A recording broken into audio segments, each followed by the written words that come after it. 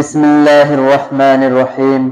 حضرت تمیم داری رضی اللہ عنہ فرماتے ہیں کہ ہم ایک بار حضور صلی اللہ علیہ وسلم کے بارگاہ اقدس میں حاضر تھے کہ ایک اونٹ بھاگتا ہوا آیا اور حضور صلی اللہ علیہ وسلم کے سر انور کے پاس آ کر کھڑا ہو گیا، جیسے کان میں کوئی بات کہہ رہا ہو۔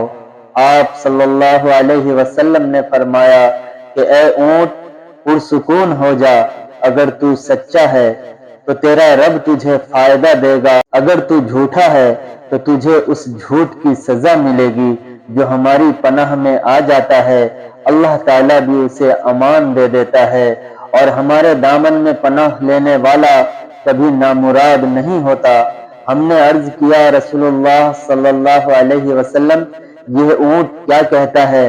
آپ صلی اللہ علیہ وسلم نے فرمایا، اونٹ کے مالکوں نے اسے ذبح کر کے اسے کھا لینے کا ارادہ کر لیا تھا تو یہ ان کے پاس سے بھاگ آیا ہے، تمہارے نبی صلی اللہ علیہ وسلم سے مدد مانگی ہے۔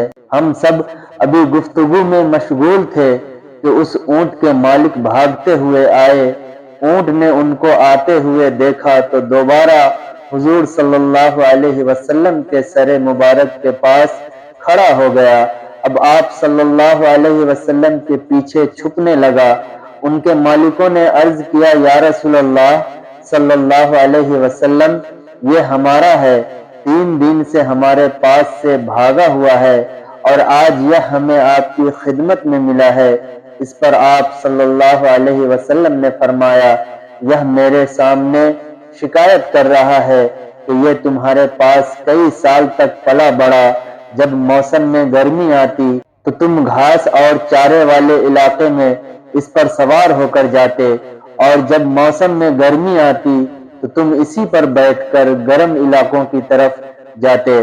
اب جبکہ یہ خستہ حال کی عمر میں پہنچ گیا ہے تو تم اسے ذبح کر کے اس کا گوشت کھانے کا ارادہ کر لیا ہے۔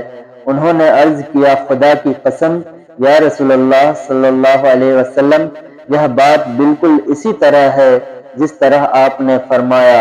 اس پر حضور صلی اللہ علیہ وسلم نے فرمایا، ایک اچھے خدمت گزار کی اس کے مالکوں کی طرف سے کیا یہی جزا ہوتی ہے؟ تو وہ عرض گزار ہوئے کہ یا رسول اللہ صلی اللہ علیہ وسلم، اب ہم نہ اسے بیچیں گے اور نہ ہی اسے ذبح کریں گے۔ اس کے بعد آپ صلی اللہ علیہ وسلم نے اس اونٹ کو کچھ درہم میں خرید لیا اور فرمایا کہ اے اونٹ، جا تو اللہ تعالیٰ کی رضا کی خاطر تو آزاد ہے۔ اس اونٹ نے حضور صلی اللہ علیہ وسلم کے سر مبارک کے پاس اپنا منہ لے جا کر کوئی آواز دی تو آپ صلی اللہ علیہ وسلم نے فرمایا، آمین۔ اس نے پھر دعا کی تو آپ صلی اللہ علیہ وسلم نے فرمایا، آمین۔ اس نے پھر دعا کی، آپ صلی اللہ علیہ وسلم نے فرمایا، آمین۔ اس نے جب چوتھی مرتبہ دعا کی تو آپ صلی اللہ علیہ وسلم آپ دیدہ ہو گئے، آنکھوں سے آنسو بہنے لگے۔ ہم نے عرض کیا، یا رسول اللہ صلی اللہ علیہ وسلم، یہ اونٹ کیا کہہ رہا ہے؟ آپ صلی اللہ علیہ وسلم نے فرمایا، اس نے پہلی دفعہ کہا، اے نبی مکرم، اللہ آپ کو اسلام اور قرآن کی طرف سے بہترین جزا عطا فرمائے۔ میں نے کہا، آمین۔ پھر اس نے کہا، اللہ تعالیٰ قیامت کے دن آپ کی امت سے اسی طرح خوف کو دور فرمائے جس طرح آپ نے مجھ پر دور فرمایا ہے۔ میں نے کہا، آمین۔ پھر اس نے دعا کی کہ اللہ تعالیٰ دشمنوں سے آپ کی امت کے خون کو اسی طرح محفوظ رکھے جس طرح میرا خون محفوظ فرمایا ہے۔ اس نے پھر کہا، اللہ تعالیٰ آپ کی امت کے درمیان جنگ جدا نہ ہونے دے۔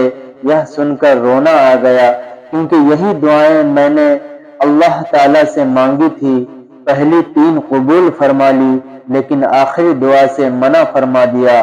جب جبرائیل علیہ السلام نے اللہ تعالیٰ کی طرف سے مجھے خبر دی ہے کہ میری یہ امت آپس میں جنگ کر کے فنا ہوگی، جو کچھ ہونے والا ہے قلم اسے لکھ چکا ہے۔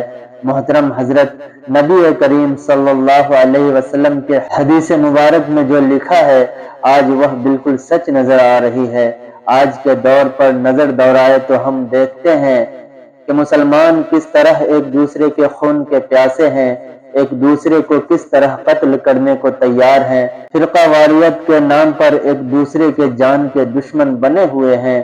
جتنا نقصان مسلمان کا کیا ہے اتنا شاید کافروں نے مسلمان کا نہیں کیا۔ ہمیں چاہیے کہ ہم اللہ تعالیٰ کی رسی کو مضبوط سے تھام لیں، فرقہ واریت کو ختم کرے، ایک امت بن جائے اور آپس کی نفرتوں کو ختم کر دے۔ مسلمان کا بھائی ہے، آپس میں پیار اور محبت سے رہے۔